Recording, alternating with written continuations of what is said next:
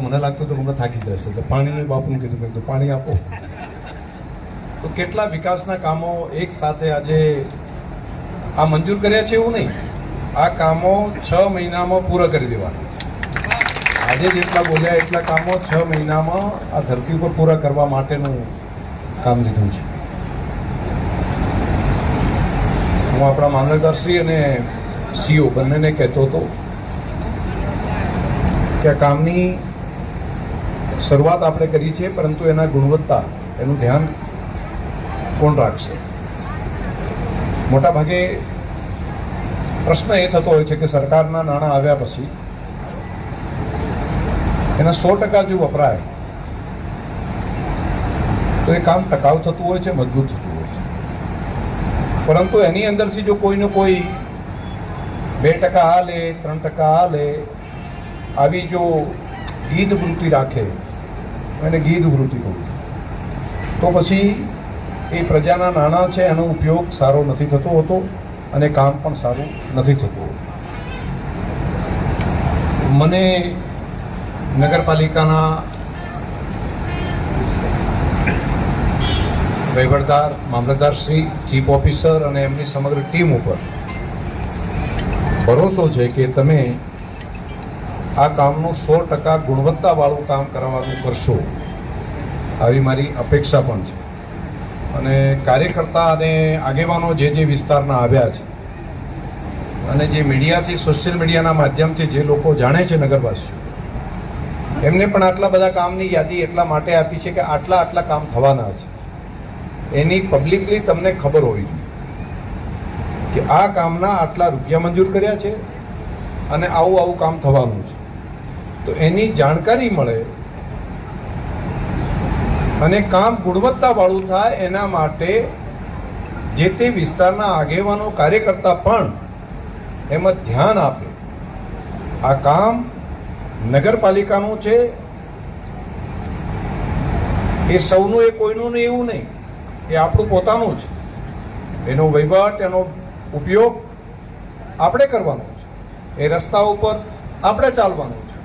એ ગટરની વ્યવસ્થાનું ધ્યાન આપણે રાખવાનું છે.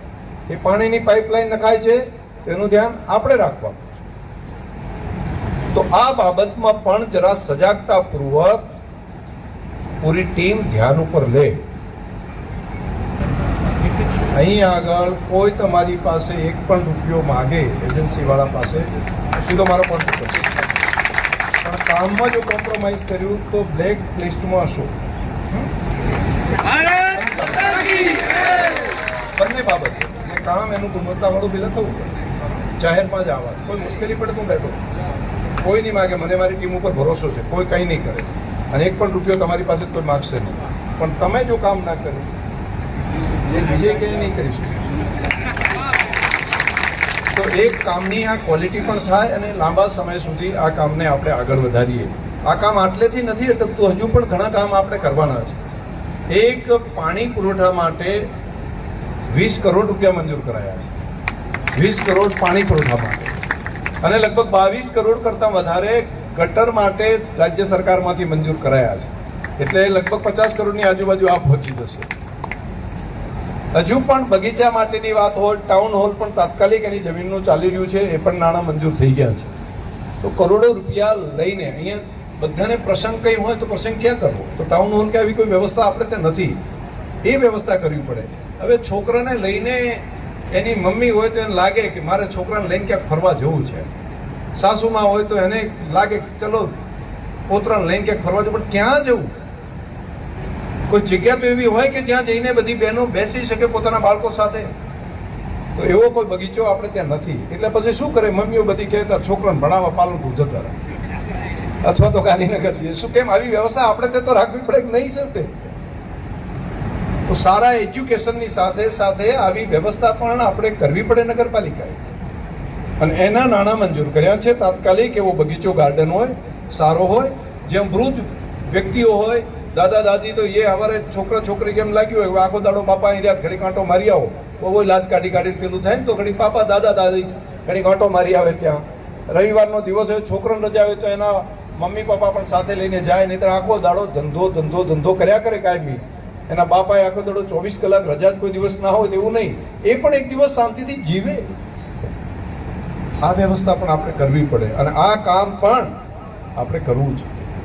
અને નગરની અંદર ટૂંક સમયની અંદર એવો સરસ મજાનો બગીચો ગાર્ડન પણ આપણે બનાવવો છે કે લોકો ત્યાં જઈને બેસી શકે શાંતિથી.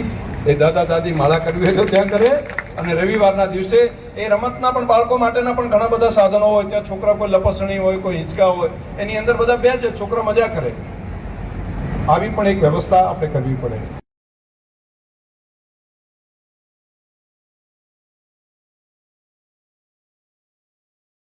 અજયભાઈ તો બોલતા હતા, બોલતા બોલતા મને લાગતું તો મને થાકી જશે, એટલે પાણીનું બાપુનું કીધું, મેં કીધું પાણી આપો. તો કેટલા વિકાસના કામો એક સાથે આજે આ મંજૂર કર્યા છે એવું નહીં, આ કામો 6 મહિનામાં પૂરા કરી દેવાના. આજે જેટલા બોલ્યા એટલા કામો 6 મહિનામાં આ ધરતી ઉપર પૂરા કરવા માટેનું કામ લીધું છે. હું આપણા મામલતદારશ્રી અને સીઓ બંનેને કહેતો હતો કે આ કામની શરૂઆત આપણે કરી છે, પરંતુ એના ગુણવત્તા, એનું ધ્યાન કોણ રાખશે? મોટા ભાગે પ્રશ્ન એ થતો હોય છે કે સરકારના નાણાં આવ્યા પછી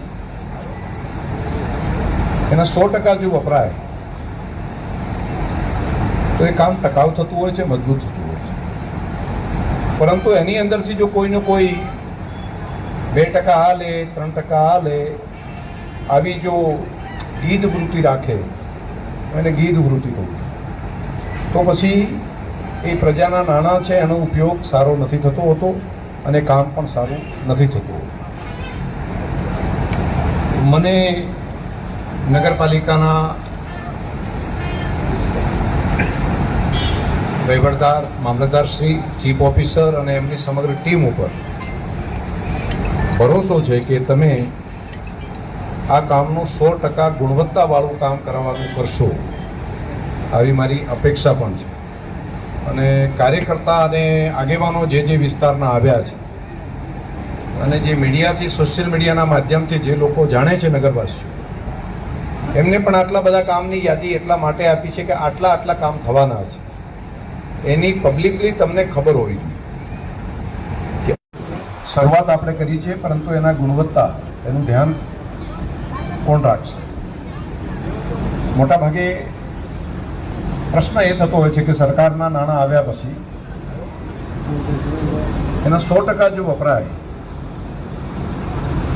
તો એ કામ ટકાઉ થતું હોય છે, મજબૂત થતું હોય છે.